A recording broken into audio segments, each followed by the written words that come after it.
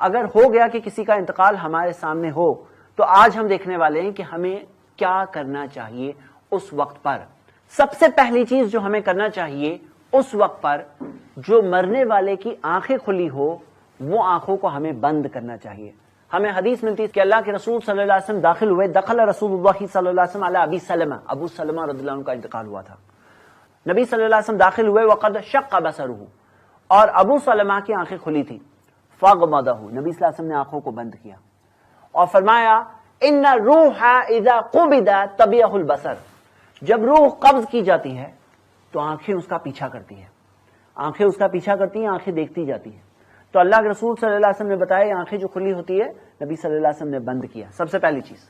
دوسری چیز ہمیں یہ کرنا چاہیے کہ اطلاع ملنے پر ہمیں کہنا چاہیے انا للہ و انا الیہ راجعون، کہ ہم اللہ ہی کے ہیں اور اللہ ہی کی طرف واپس لوٹنے والے ہیں۔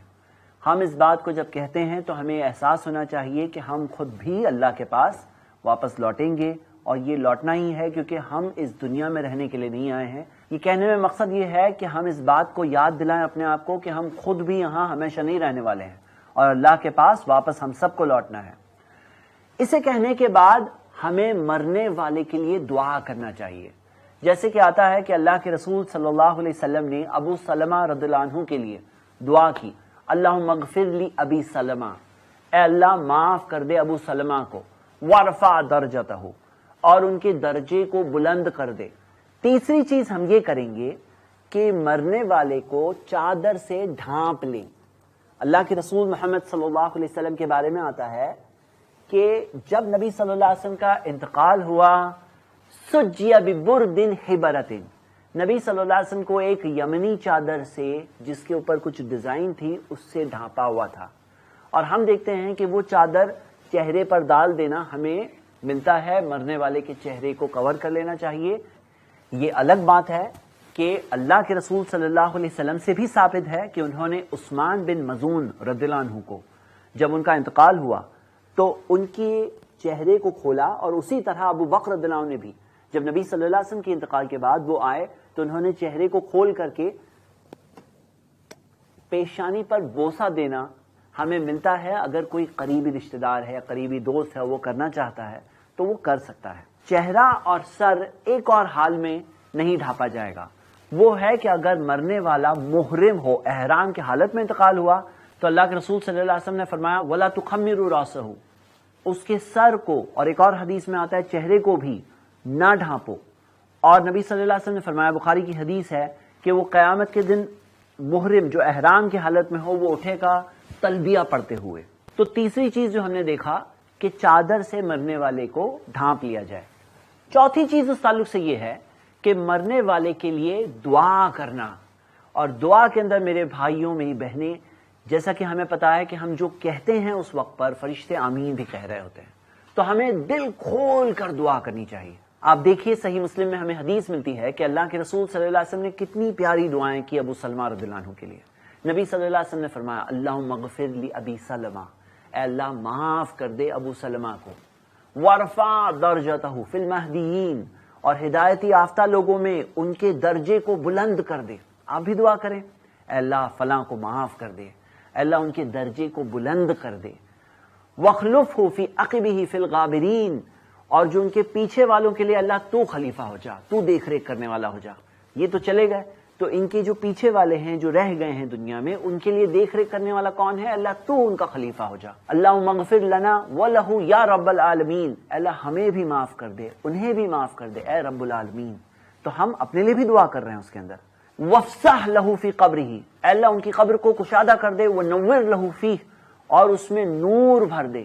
تو ہم دیکھتے ہیں نبی صلی اللہ علیہ وسلم نے بہت ساری دعائیں کی۔ ایسے وقت پر ہم خود کے لیے بھی دعا کریں، یہ بھی ہمیں ملتا ہے۔ صحیح مسلم میں حدیث ہے، ام سلمہ رضی اللہ عنہا بتاتی ہیں کہ جب ابو سلمہ رضی اللہ عنہ کا انتقال ہوا تو نبی صلی اللہ علیہ وسلم نے انہیں دعا سکھائی کہ آپ یہ دعا پڑھیں، اور نبی صلی اللہ علیہ وسلم نے جو دعا سکھائی انہوں نے وہ دعا پڑھی، اللہم اجرنی فی مصیبتی، اے اللہ مجھے اپنی اس مصیبت میں اجر دے دے، بدلہ دے دے، ثواب دے دے، واخلف لی خیرا منہ، اور مجھے ان کی جگہ کوئی بہتر دے دے۔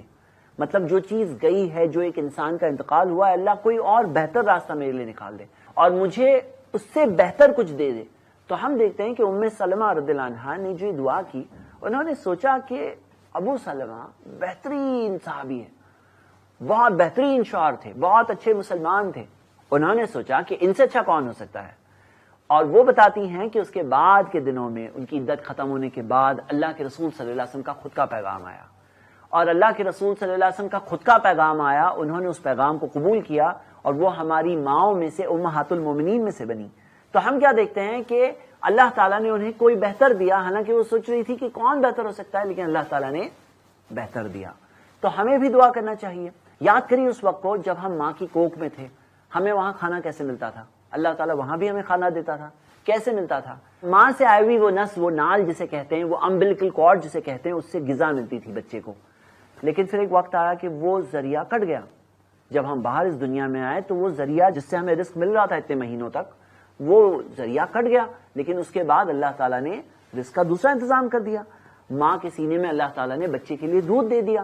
تو ہم دیکھتے ہیں کہ اس تعلق سے یہ نہیں سوچنا چاہیے کہ اب کیا ہوگا, کیونکہ رزق کا مالک اللہ ہے. رزق دینے والا کوئی بندہ نہیں ہوتا, رزق دینے والا اللہ ہے, چلانے والا اللہ ہے. اس بات کو دھیان میں رکھنا چاہیے, کیونکہ اگر اس بات کو کوئی بھول گیا تو لوگ غم کے اندر جا کر کئی سارے حرام کام کرنے لگتے ہیں.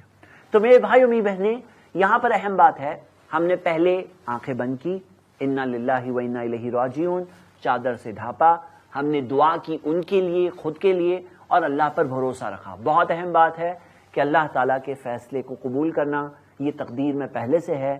جو چیز ہونی ہے اس چیز کو کچھ بھی کر کے ہم روک نہیں سکتے ہیں. ہم بندے ہیں, ہم رب نہیں ہیں. ہمارا رب اللہ ہے, ہم اس کے پلان کے حساب سے زندگی گزارتے ہیں. ہمارا امتحان چل رہا ہے, اس امتحان میں ہم کیا کرتے ہیں اسی مطابق ہمیں نتائج ملنے والے, رزلٹ ملنے والے آخرت میں.